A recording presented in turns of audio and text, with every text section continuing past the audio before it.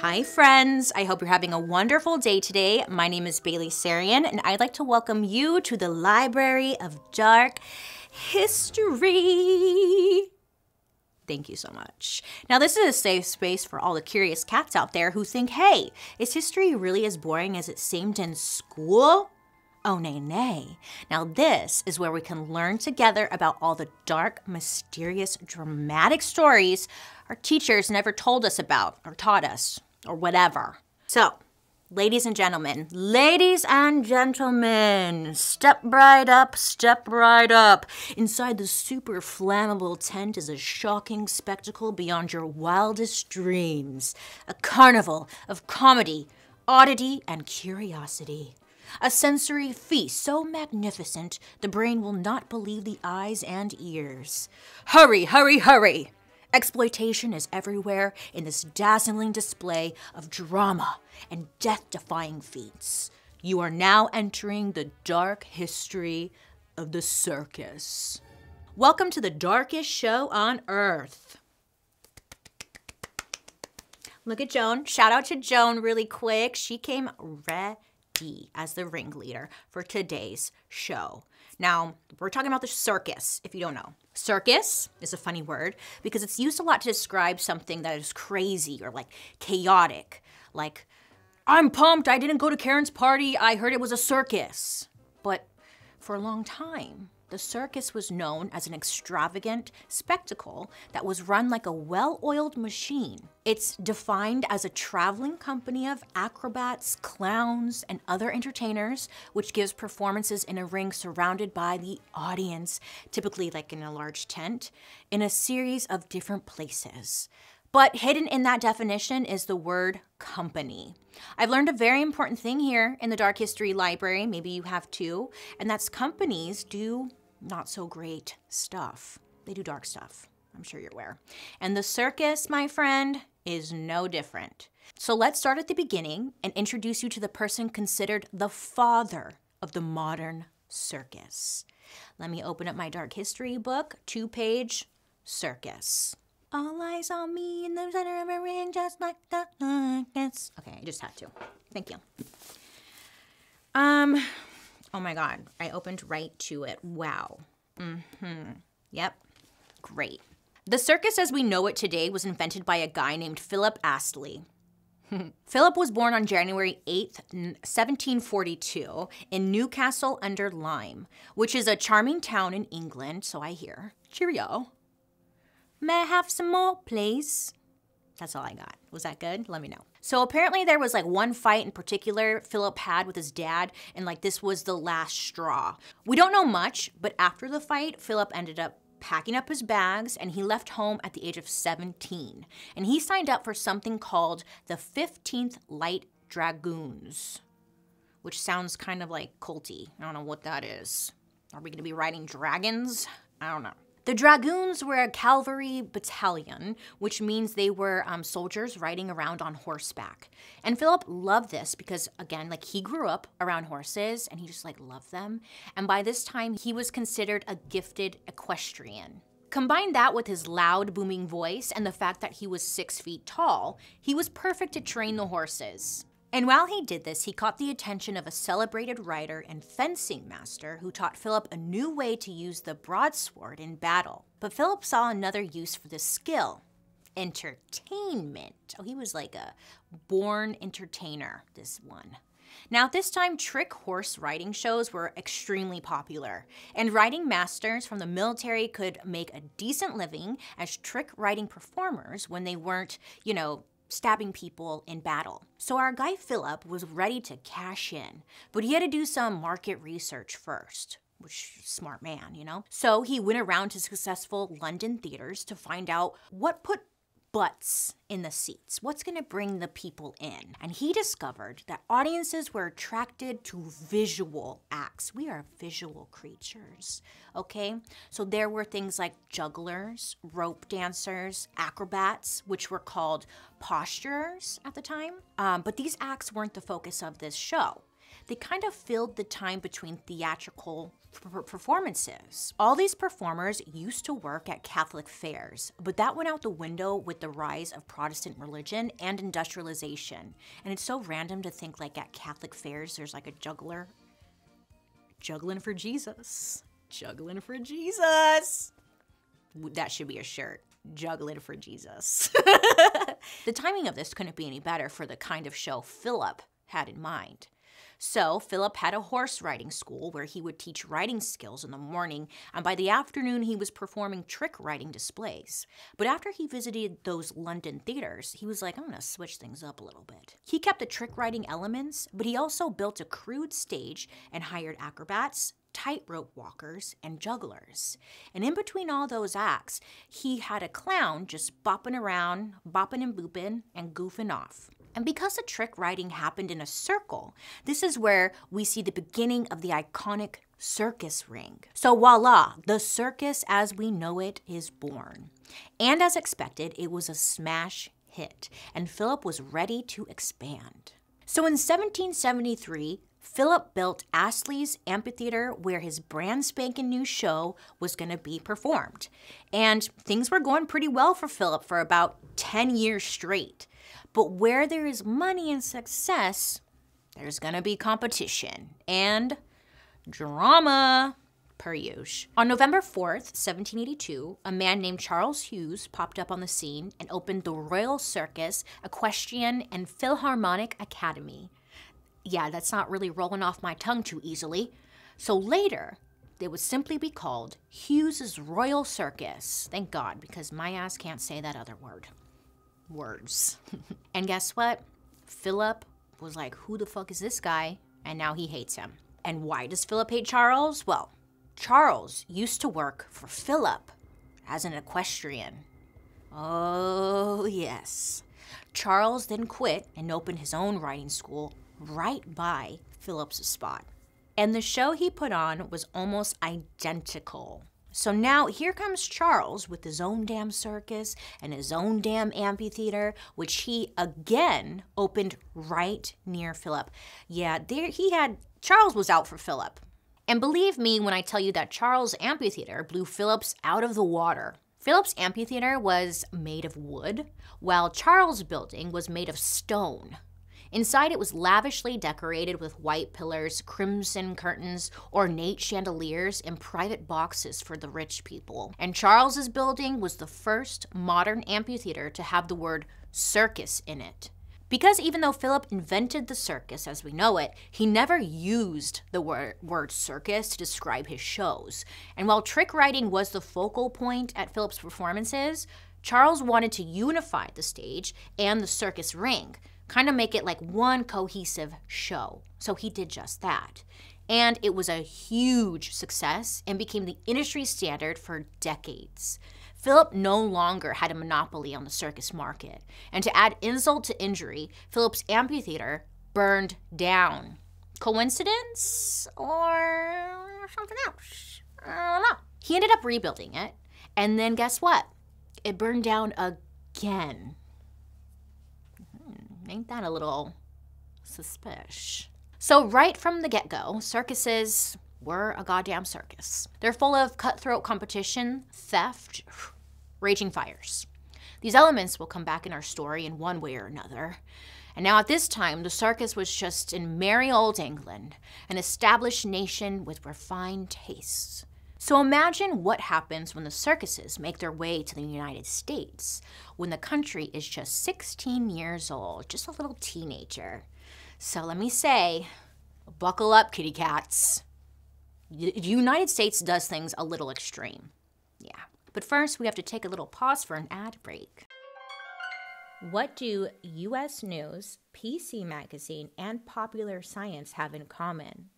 Well, they all ranked Simply Safe Home Security as the best home security of 2021. In fact, U.S. News just named Simply Safe the best home security of 2022 as well. Woo! Congratulations, you did it! Simply Safe protects your whole home around the clock.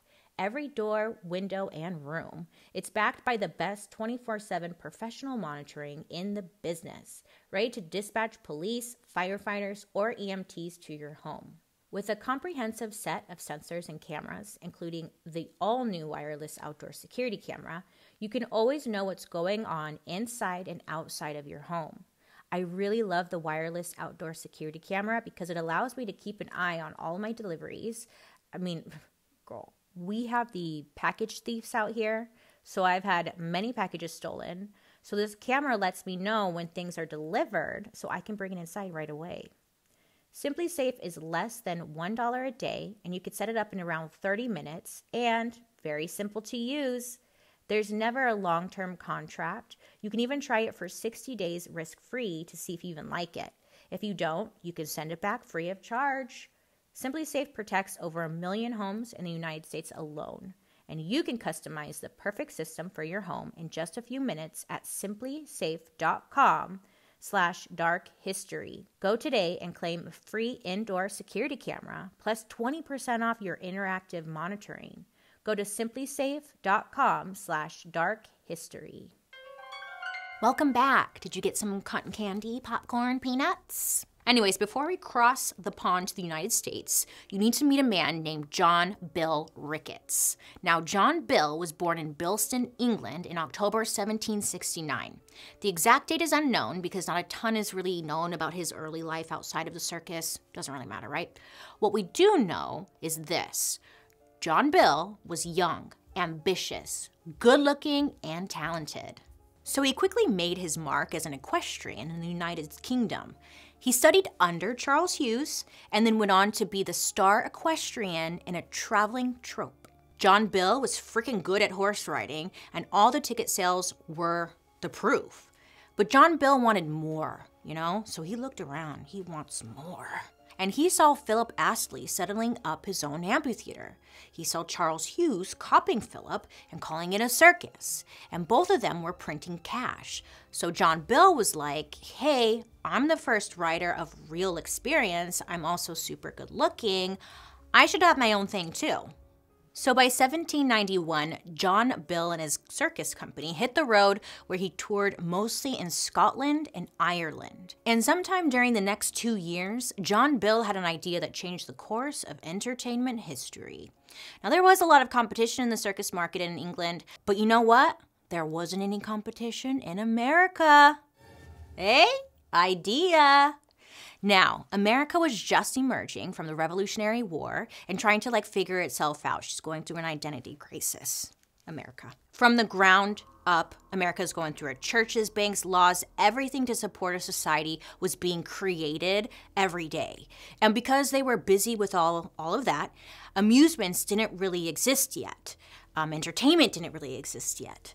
And even if they did, the idea of public entertainment was considered inappropriate or immoral. Kind of like the whole period thing. What isn't inappropriate or immoral at this time, right? How dare you have fun? Because that's immoral. Now, the United States wanted to live by the highest standards of moral behavior, which is honestly laughable because, have you been watching the show? Joan? LOL. Great. So back to the story. In 1792, John Bill Ricketts and several of his circus performers landed on United States shores, and this merry band of entertainers made their way to Philadelphia for a couple of reasons. Philadelphia was the largest city by population in the country at the time, so lots of potential paying customers. It was also the temporary capital of the United States while Washington, D.C. was being built, so it makes sense why they would want to set up there, right? Because the United States politicians were super hot at that point, everyone was talking about them and, this new sexy country who's just 16 years old, Lolita. I'm reading Lolita and it's never mind. I'm getting off. Don't let me get off track.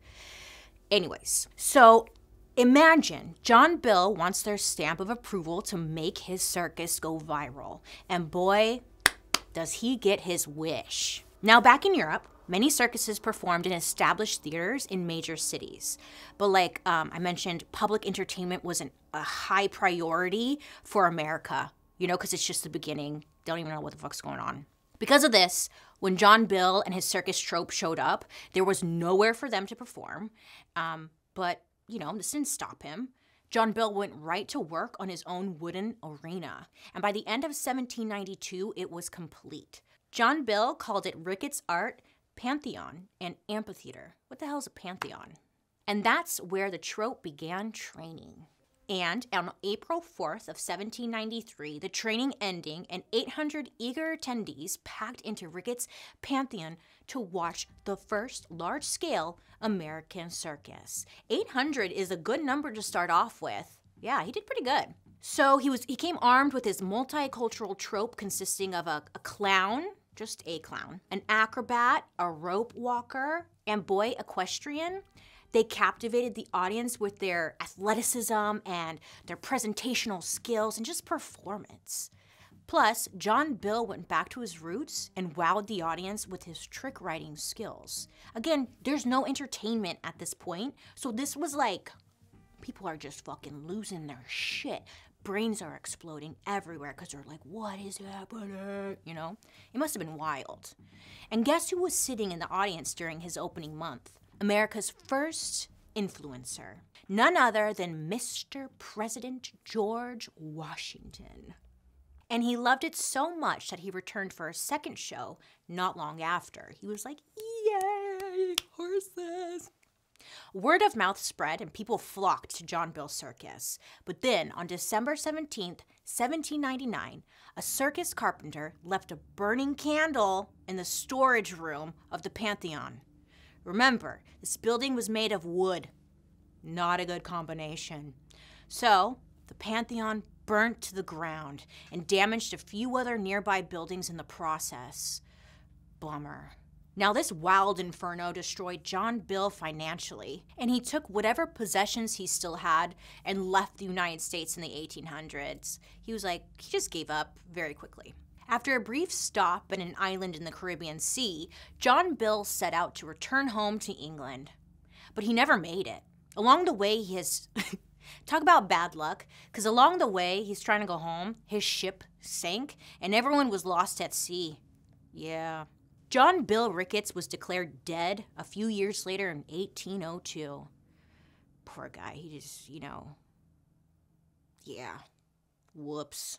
Even though John Bill was gone, his legacy, it survived because the circus became America's most popular form of entertainment in the early to mid 1800s. Then a big shift happened at the time. Equestrians like John Bill brought artistry to the circus. Artistry, I like that. But this was replaced now with money-hungry entrepreneurs looking to turn it into just a big business. One of the major things that allowed this to happen were advances in transportation. So the United States began developing west with more wagon trails and canals. And history books like to call this the westward expansion. It sounds cute and ambitious, but when you think about all the brutal murder that happened because of it, we've talked about it, It's not that cute. So to help with this expansion, railroads began blazing across the continent and circuses hopped aboard for the ride. Now, this method of travel would end up killing a lot of people involved in the circus, but we'll get there. Railways were a great way to move all their stuff quickly, and they had a lot of stuff. So American showmen bought their own trains, they slapped their name and logo on the side, and boom shakalaka, they've got a show and they've got transportation. Great. American showmen were cashing in, but one showman in particular had a huge impact on both the look and feel of circuses in the United States. And that man was Joshua Purdy Brown. Cute name, Purdy. I like that.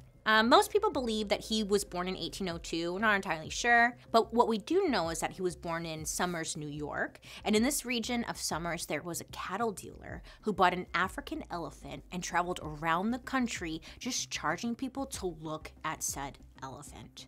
And it was a successful attraction that inspired many to start doing the same thing. I mean, you gotta think about this. Back in the day, this is new. They've never seen this before. They've never seen an African elephant. Again, heads are exploding. They're like, what is this? oh my God, you know? It was just exciting. What a wild time to be alive. We'll come back to this story, but let's go back to Mr. Purdy. The year is 1825, and J. Purdy is traveling the country as a showman. Now, this was in the middle of something called the Second Great Awakening, which was an era of religious revival and social reform. Now, because of this, city leaders in Wilmington, Delaware, banned public amusements. Here comes the morality police again. Not good for circuses or J. Purdy, and he had to think fast if he wanted to still perform his show for the people of Wilmington.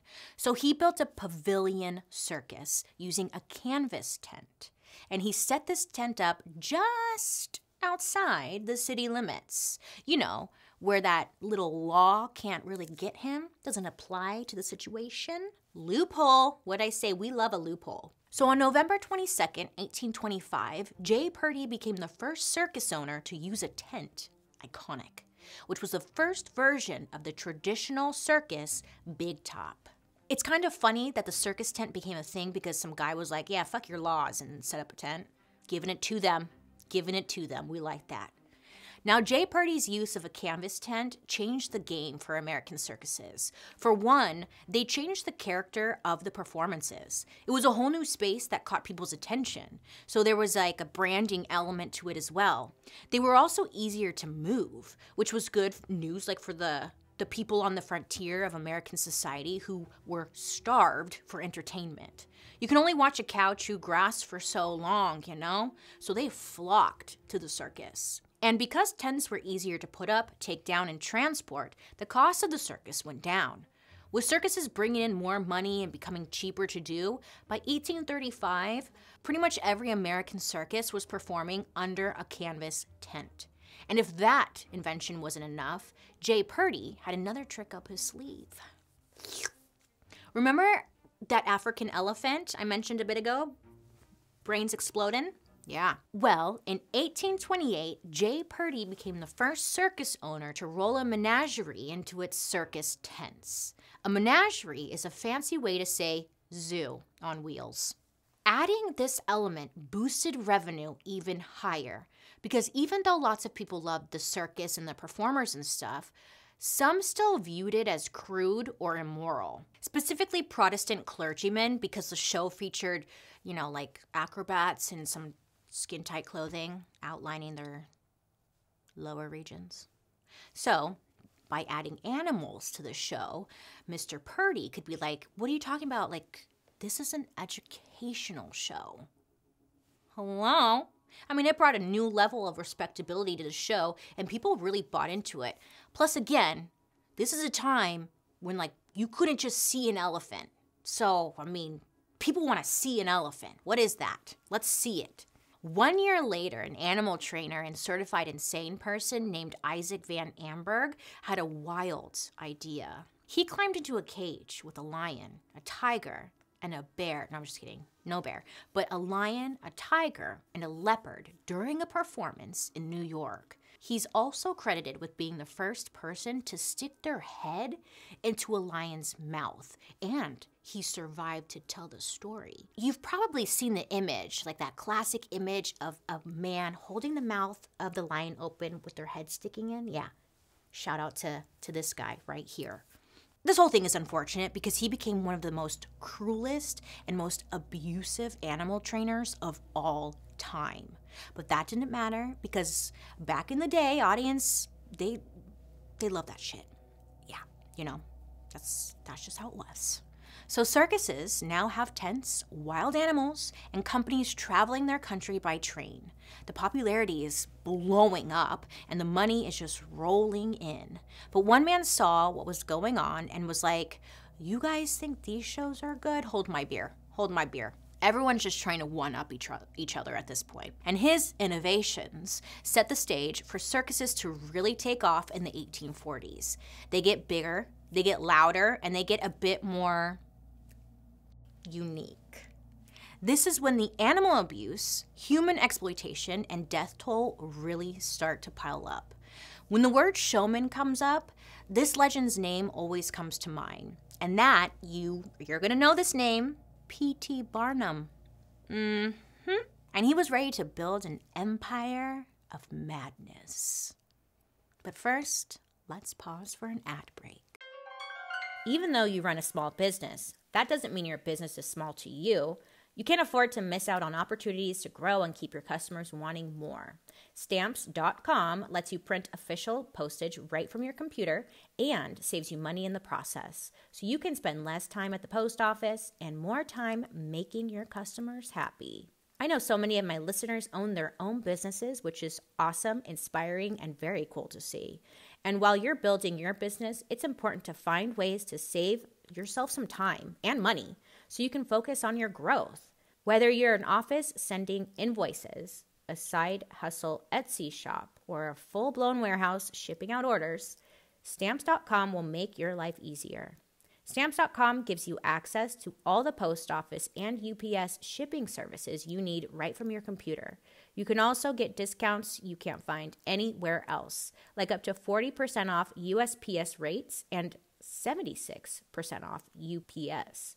All you need is a computer and a standard printer, no special supplies or equipment. You're up and running in minutes, printing official postage for any letter, any package, anywhere you want to send. Stop overpaying for shipping with Stamps.com.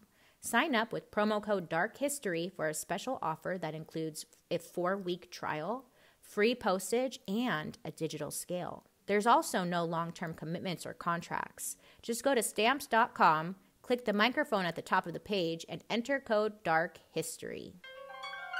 Phineas Taylor Barnum was born July 5th, 1810 in Bethel, Connecticut, but we know him today as P.T. because Phineas, girl.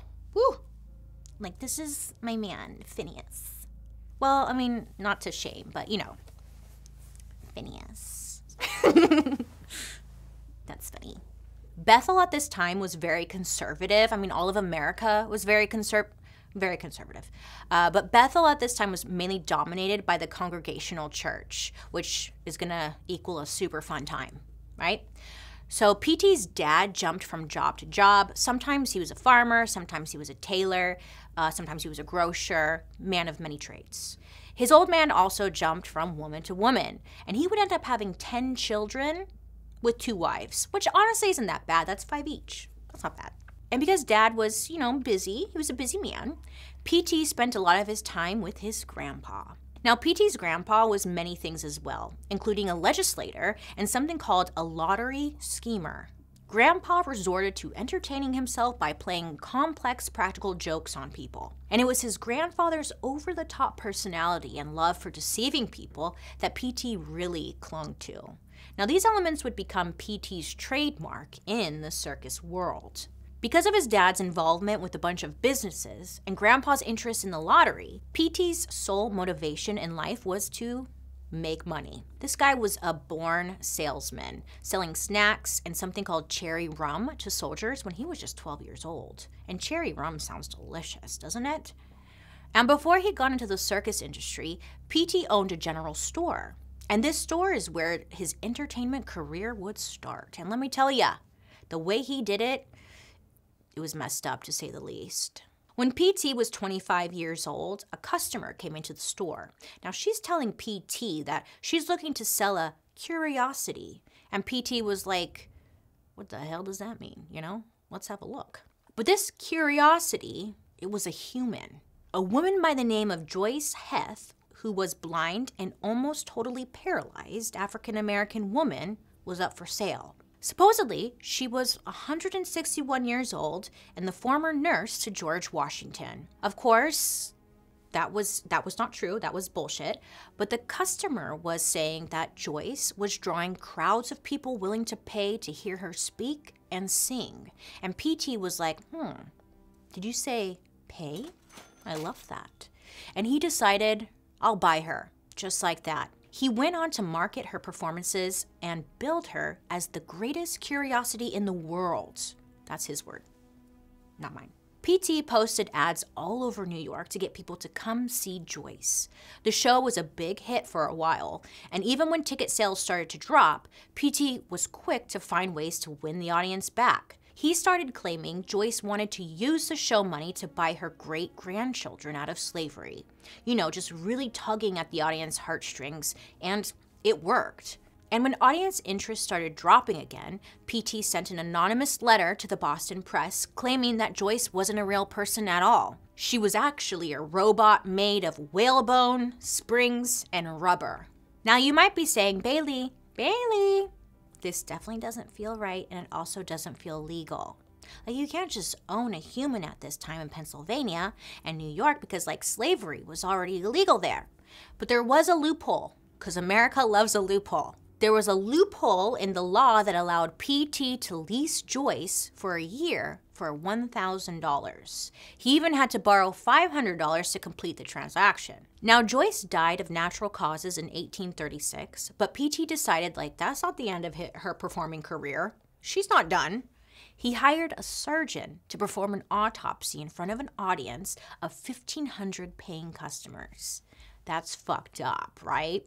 During the autopsy, the surgeon revealed that Joyce was actually no older than 80 when she died. So she couldn't have been George Washington's nurse, and you'd think this would expose him as a fraud, but PT was a fucking snake. He immediately announced to the audience that the corpse was a fake, and Joyce was still alive and performing somewhere else. But how did PT get away with this? Well, it's because he believed that if you said anything loud enough, the public would just kind of buy it. And I mean, like, that's not necessarily wrong. He is on record saying, quote, "The American people like to be humbugged," end quote. Humbug is an old-timey word meaning to deceive. Humbug. PT is saying Americans like being lied to. And boy, was he right. P.T. Barnum's first real move into showmanship came when he paid for the right to rent an aging black woman and parade her around cities claiming she was something she wasn't. And then, to boost sales, he literally removed her humanity from the equation, claiming she was a robot. But when a doctor said PT was full of shit, well, he just doubled down on being full of shit, and people just ate it up. PT's next move came in 1841. PT learned a New York museum that housed a collection of relics and curiosities was for sale. So he snatched that shit up, rebranded it, and reopened it as Barnum's American Museum. He called this the ladder by which he rose to stardom and riches. PT was relentless when promoting his museum. I mean, he slapped the city's first spotlight and some huge banners on top of his building. He then advertised free rooftop concerts. Now, PT may be a slime ball, but his next move is pretty creative. We'll give him that. For the concerts, he hired the worst musicians he could find. And you're probably wondering, well, what's the goal with that? Well, people would show up for the concert, hate the music, and then go into his museum to escape the awful noise. Ah, smart. Inside, people saw spectacles of giants and something called the Fiji Mermaid, which was later revealed to be a monkey torso connected to a fish tail. In the 3 years before PT bought the museum, it made $34,000. In the 3 years after PT took over, it made more than $100,000. The man was certainly onto something. Then in 1842, PT discovered the act that would catapult him to international fame. When he was in Bridgeport, Connecticut, PT met Charles Stratton. Now, Charles was 4 years old at the time, and he weighed 15 pounds and was about 2 feet tall. And what did PT do? He started marketing Charles as, quote, I'm not saying this, quote, General Tom Thumb, a dwarf of 11 years of age, just arrived from England, end quote.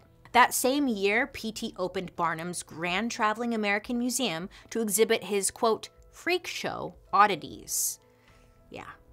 And guess who was the star? Charles! Yes. PT and Charles played to packed houses all over the United States and then crossed the pond for a European tour where they met Queen Victoria of England, the King of France, and other royal types. Still, this just wasn't enough for PT. He needed his kingdom to expand. By 1850, PT had acquired a traveling menagerie that had a couple of elephants. But when I say acquired, it was just full-on theft and animal cruelty. PT imagined having a whole ass herd of elephants, so he sent people down to what we now know as Sri Lanka, where they put 160, quote, native assistants on the payroll to search the jungle. When an elephant was taking a little catnap against a tree, they tickled the elephant's back leg. Thinking it was a bug, the elephant lifted its leg, and when it did, they slipped a noose around its ankle. It's this exact moment when majestic wild animals became prisoners. In his own autobiography, PT said this search party, quote, killed large number of huge beasts, end quote. But 11 unlucky elephants were jammed onto a boat for a 12,000-mile voyage to New York City.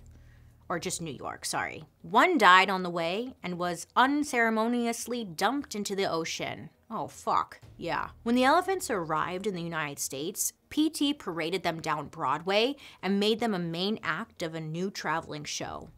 Barnum's Great Asiatic Caravan Museum and Menagerie. Did I say that right? Menagerie.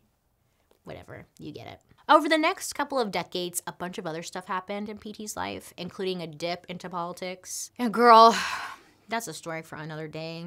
This is about circuses, okay? So, anyways, this is where circuses re-enter the story. Again, at this time, they're still hugely popular, and PT wanted to combine his freak show and his little zoo situation with a circus.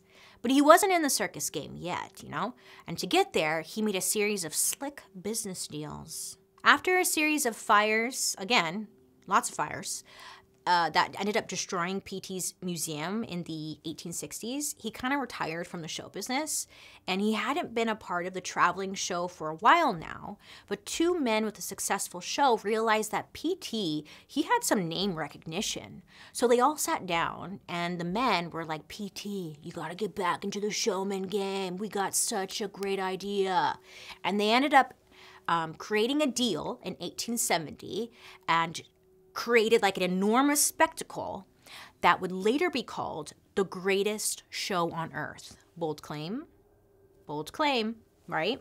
And PT was super jazzed about combining his passion for curiosities, animal captivity, and human exploitation with his interest in circus shows.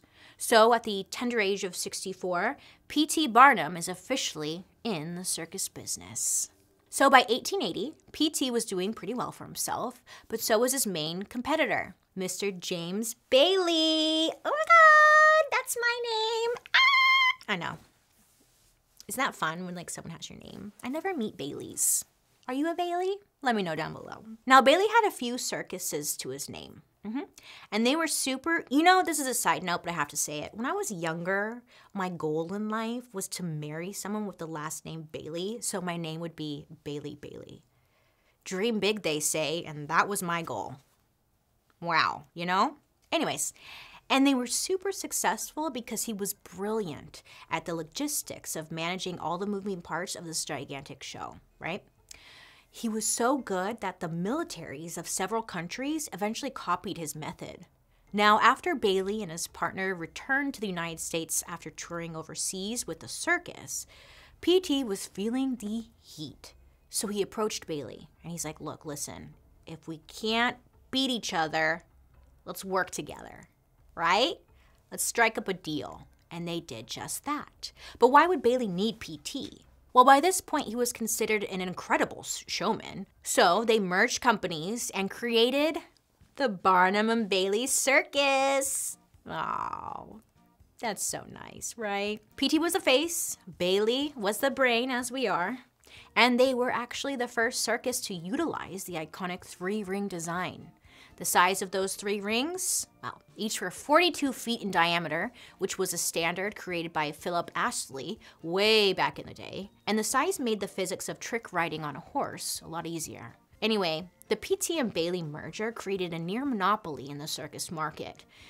And what happens when companies are unregulated and hold all of the power? Nothing good ever. But let's pause for an ad break, shall we? I really love the feeling of gathering around a warm fire on a cool evening. Like when you get all cozy with the blankets, maybe make some s'mores. I just love that. And a smokeless fire pit from Solo Stove makes your outdoor moments even more memorable. because instead of having to constantly dodge campfire fumes, you could sit back, relax, and actually enjoy the fire. And right now, you can get a great deal on a Solo Stove fire pit. As much as I love being around a fire pit, I don't like the lingering smoke smell that lives on your clothes and your hair for hours after. Hours, sometimes days. Shoot, you know? With Solo Stove, you don't have to deal with any of that. The Solo Stove smokeless design looks so sleek, so it's a perfect addition to any backyard vibe. It was so easy to put the Solo Stove together, and usually starting a fire in a regular fire pit can be daunting or a little scary, a little intimidating. But with the Solo Stove, it was really simple. I also love that it comes with a carrying case, so you can easily take it with you. Upgrade your backyard with a Solo Stove fire pit. It's such a great way to gather family and friends together for some quality time. You can build lasting memories around a Solo Stove fire pit. Also, Solo Stove fire pits are brilliantly engineered, made with premium grade 304 stainless steel and a 360-degree airflow system that maximizes efficiency while minimizing smoke. They're easy to light with a few bits of starter, and your fire is blazing in minutes. Solo Stove is perfectly portable. Take Solo Stove with you on camping trips and more. Shop now to get 30% off fire pits all month long. And use promo code DARKHISTORY at checkout to get extra $20 off. Plus a lifetime warranty and free 30-day returns. Just go to solostove.com and remember you get $20 off when you use promo code DARKHISTORY. Woo! Now, because the circus industry was unregulated, circus owners and managers barely paid their workers anything. I mean, they didn't have to. And there was one dirty practice in particular. It was called red lighting. And this is when a worker is owed money and a circus doesn't want to pay them. So what do? They throw them off of a moving train in the middle of the night. Dude, America is wild. And every circus season, workers and performers were injured or killed. And that's not funny, but I'm just laughing because the idea, the performance of it all, you know? So Bailey, the circus guy, not me, said it was cheaper to add new men at every stop versus paying fair wages and just keeping them around. Which, I mean, he wasn't wrong. And if you weren't thrown off of the train, there was a decent chance you'd be involved in a gruesome train wreck. Remember earlier when I mentioned circus owners buying their own trains? Well, PT was probably one of them to first do that. His train was also involved in the first known circus train wreck that killed 6 people in 1877. I'm telling you, the circus is just drama, right? Like, my God. Over the years, there have been 57 known circus train wrecks with 178 human deaths. The number of people injured is even higher. And the number of animal deaths isn't even recorded because why would they record that? And we don't even know how many people got thrown off of the trains. Sheesh. But even these grim numbers couldn't stop the circus's inevitable explosion. At the peak of the industry, when the circus pulled into town, it was like Christmas or the 4th of July. Banks and schools actually closed so townspeople could watch the elephants, zebras, camels, clowns, lions, tigers, trick riders, and acrobats as they paraded from the train stop to the circus grounds. And let's not forget, again, the oddities that PT was so grossly fond of. There was a bearded lady, conjoined twins from Thailand who PT called Chang and Eng, and the pair of brothers from Ohio with dwarfism, who PT dubbed the, quote, wild men of Borneo, end quote. After this parade down Main Street, families stood in awe as the big top was raised up. Shortly after this, those very families flooded into the venue and watched in awe as Barnum and Bailey put on a show none of them have ever seen before. I mean, it was super successful. Everyone from adults to kids were just captivated. And it was like this in almost every town that they went to for a very long time. But after a sudden stroke in 1891, P.T. Barnum died at home. R.I.P. He's buried in Bridgeport, Connecticut, in a cemetery he designed. And then in 1906, James Bailey died from a bacterial infection. This infection came from plucking out his nose hairs. Sounds about right, Bailey. Sounds about right. So the Barnum and Bailey infection, circus, died too. JK. There was too much money on the table for that to actually happen, right? So a competitor, Barnum and Bailey, saw an opportunity, of course. Welcome to the stage, the Ringling brothers. Great. These were 5 brothers from Baraboo, Wisconsin, who created their own circus in 1884. What started as a show of just the brothers expanded into a major company traveling by train. So when their main rival, James Bailey, died, they were like, fuck yeah, and then they jumped into action. They bought the Barnum and Bailey Circus, and the organization became known as the Ringling Brothers and Barnum and Bailey Circus. Now this operation would go on to become the circus of all circuses. They dominated the entire industry for decades. I mean, they employed thousands of people and traveled on nearly 200 railroad cars. And as their monopoly on the industry only got bigger, the horrible shit they did only got worse. This is when kidnapping and human trafficking enter our story. Come on in. At this time, the Ringling Brothers featured a sideshow with 2 performers who were being called Echo and Iko, but those weren't their real names. They were George and Willie. And, well, it's not funny, but I'm sorry, it's not funny because they were the grandsons of formerly enslaved people whose parents were tobacco sharecroppers. I'm laughing because, like, just the names that they chose, you get it. No, maybe you don't. They were from Virginia. And in 1899, when George was 6 and Willie was 9, they were in a tobacco field when along came a guy named James Shelton. Now, James, he didn't have a great job. He was known as the, quote, freak hunter, who would just creep around in, like, bushes looking for potential sideshow attractions, aka he's like, hey, you're weird. Come here. Let me talk to you. And George and Willie caught his attention. Probably wondering why. What was this? Well, the brothers, they were African American, but also albino. So they had blue eyes and blonde hair. Accounts vary on what happened next, but the most common story is that James crept into the tobacco field and lured George and Willie away with candy and lollipops and then kidnapped them. Chitty chitty bang bang, anyone? Candy, lollipops. That's this shit right here. Now, the timeline of George and Willie's early years isn't well documented, but what we do know is that from 1914 to 1927, circus managers turned George and Willie into, quote, sideshow freaks. Now, the boys were forced to grow their hair into long dreadlocks. Sometimes they were billed as the sheep-headed cannibals from Ecuador. Yep, that happened. There were other times that audiences were told that George and Willie were Darwin's missing link between humans and apes. Yeah, just all bad. The whole time, James acted as their manager as they toured the United States, and he never let the boys have any of the money they made. And he also made sure they never went to school or learned how to read. Eventually, James Herman got sick of them begging to go home, so what did this bucket of scum do? Well, he told them that their mother was dead. And guess what? I mean, that was actually a lie. He told them that so they wouldn't want to go home. That's fucked up. When the circus arrived in Roanoke, Virginia in 1927, George and Willie were being billed as Martians who had crash-landed in the Mojave Desert and were here to play some tunes. They were just wild claims, right? Just very creative minds back then. Even though it made 0 sense, crowds still showed up. While George and Willie were on stage, they noticed someone in the audience. An African-American woman managed to get towards the front of the crowd, and there before the men stood their mother, Harriet.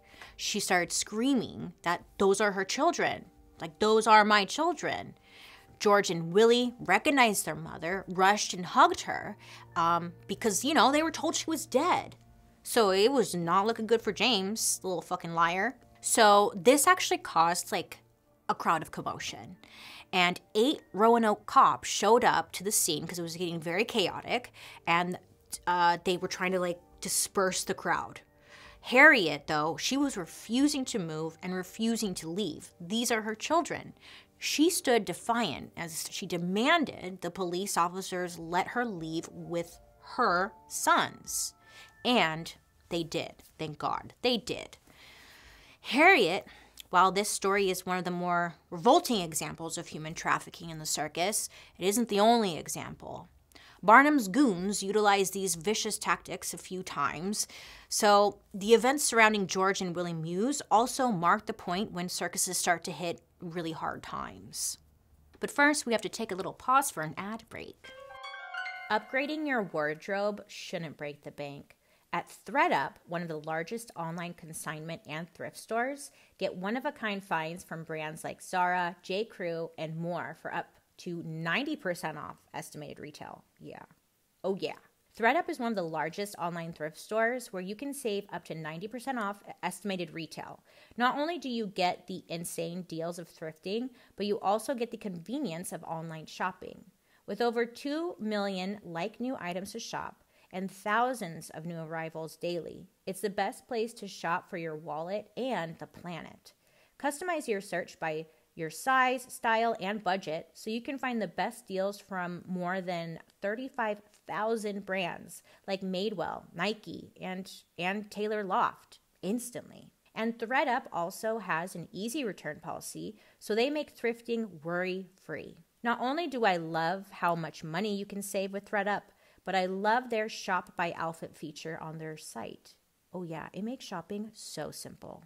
ThredUp is offering a deal just for new customers. So right now, head to thredup.com and get up to an additional 50% off plus free shipping. Oh yeah, on your first order. Hello, hi, thank you. That's up to an extra 50% off plus free shipping on your first order just by heading to thredup.com. That's thredup, THREDUP.com for up to 50% off and free shipping on your first order. When the globe plunged into World War I, many of the male workers, they had to go off to battle. Even the crew of men who managed the horses all but disappeared because horse cavalries in the military were still a thing at the time. They were very needed. And then the Spanish flu epidemic of 1918 happened, where 22 million people died worldwide, it just ravaged the United States. We haven't done a Spanish flu episode, huh? To give you a summary, it's just like COVID, but it's called the Spanish flu. And it's called the Spanish flu because they wanted to blame it on the Spanish people, but it wasn't from the Spanish people. It was actually because the war people were having sex with people and coming. The end.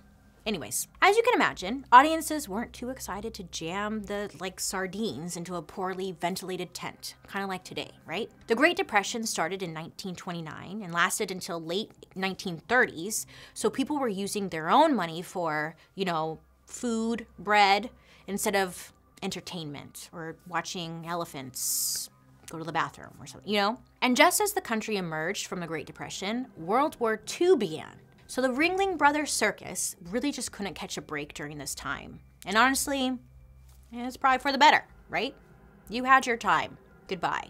Then in 1944, one of the most devastating events in circus history happened at the Ringling Brothers and Barnum Bailey show in Hartford, Connecticut. After the performance of A Lion Tamer, a famous family of trapeze artists named the Great Wallendas were about to start their routine. Just then, a performer screamed, "The tent is on fire!" Yeah, everyone looked up, and sure as shit, the tent was on fire. This cued the band leader to have his musicians start playing Stars and Stripes Forever. Why would they do that? Well, it was a signal to the other circus employees that shit had gone sideways. It gave them a chance to, get the fuck out, but what about the audience? The flames on the tent reached 100 feet in the air as people panicked and rushed for the exits.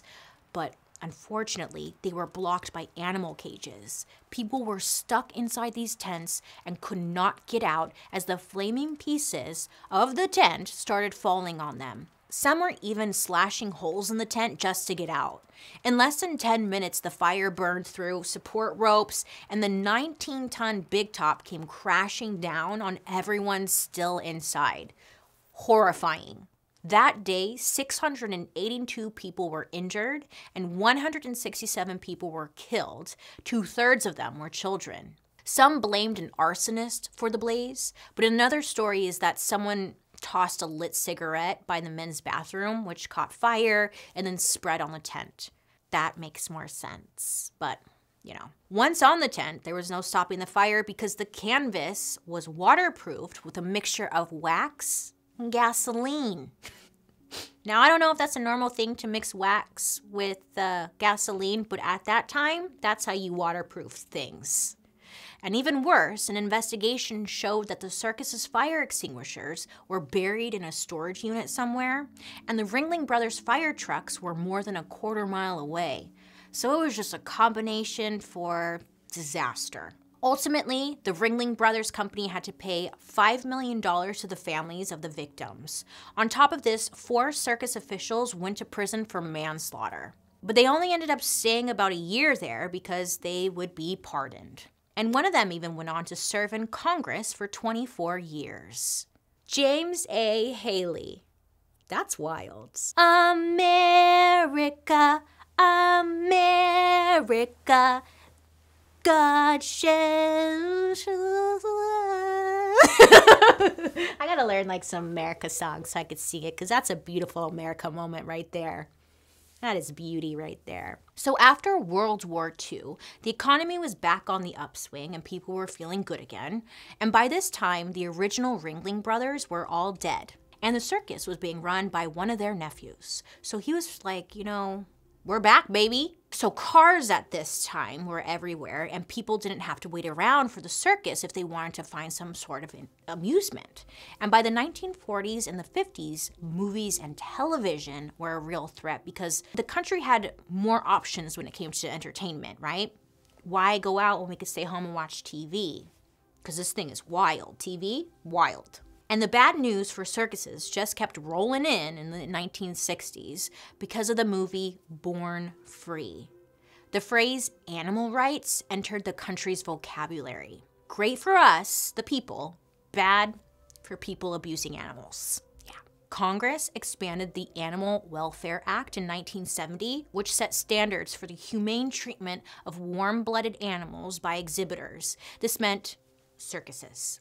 Then in 1973, Congress passed the Endangered Species Act, which made the harm and harassments of listed animals illegal. And circuses immediately found a loophole to get around it with something called captive breeding programs. Because the Endangered Species Act protected wild animals, but they didn't protect the animals born into captivity. Again, America loves a loophole. By the 1980s, animal rights groups were popping up everywhere, and they had circuses in their crosshairs. But Ringling, they weren't going down without a fight. I mean, they've been obviously fighting for a very long time, and they weren't gonna lose this one. So the company that owned Ringling Brothers spent millions of dollars on PR campaigns to convince Americans that the elephants were willing performers. Yeah. Those animals were looking for jobs. They applied willingly. Ringling also spent tons of money on attorneys to push back against regulators and activists. And this honestly worked for a while until activists started getting creative and released undercover videos of elephant torture and abuse at the hands of Ringling trainers.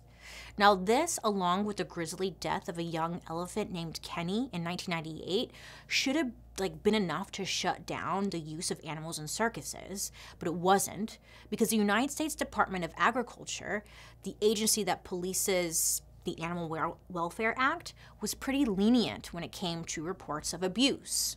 I wonder if some of those millions spent by Ringling made it into the pockets of people at the USDA.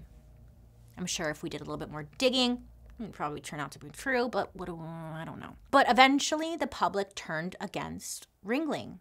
Now, you may remember, like in 2015, public concern ramped up about the abuse of elephants in their shows. So Ringling Brothers and Barnum and Bailey Circus announced that they were going to get rid of their elephant acts in 2015. Like, look at how far we came. It took some time. And thank God, because like this also ended the horrific practice of captive breeding, which had been going on the whole time. All of the ringling elephants were sent to the Center for Elephant Conservation, which was in Florida, or is in Florida, which was also accused of mistreating elephants. Nothing is safe. But fortunately, two things happened. Because of bad attendance numbers, animal rights protests, and growing costs, Ringling Brothers Circus performed their last show on May 21st, 2017, 146 years after the darkest show on Earth began. And then, in 2020, the Center for Elephant Conservation shut down as well.